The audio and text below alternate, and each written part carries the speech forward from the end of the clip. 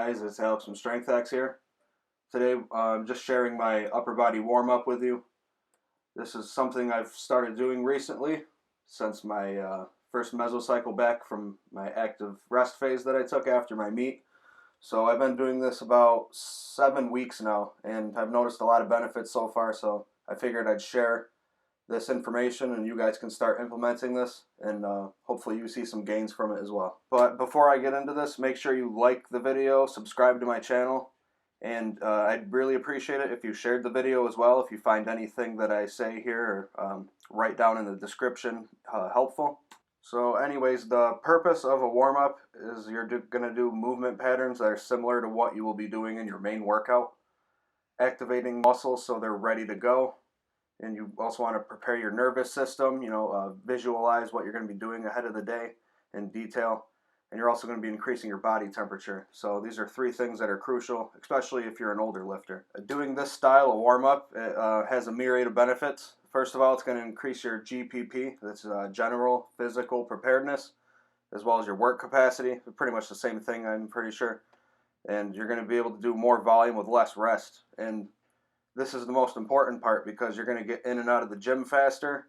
You're going to have more time to recover.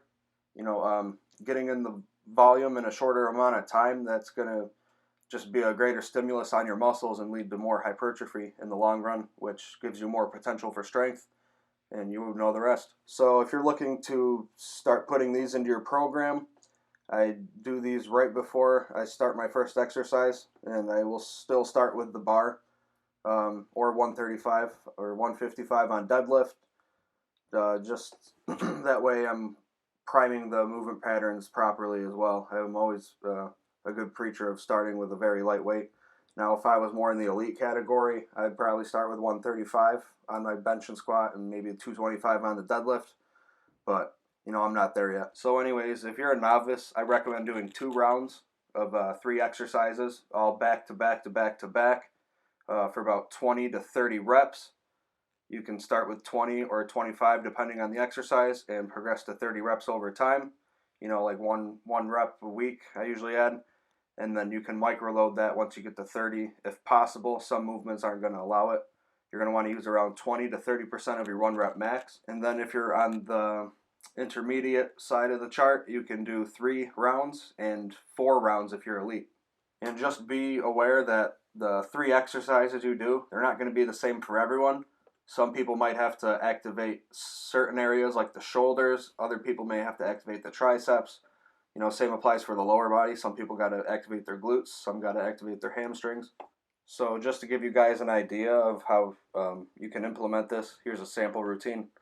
You want to make sure you're always rotating, so I'll make sure to give plenty of variations just to give you guys an idea of the endless amount of combinations you can make. But typically we're going to start with a horizontal press, so that can be bench with a light barbell. You can use the football bar, the Duffalo bar as well, rotate them. Light dumbbells and rotate the grips, between pronated, supinated, neutral, at an angle.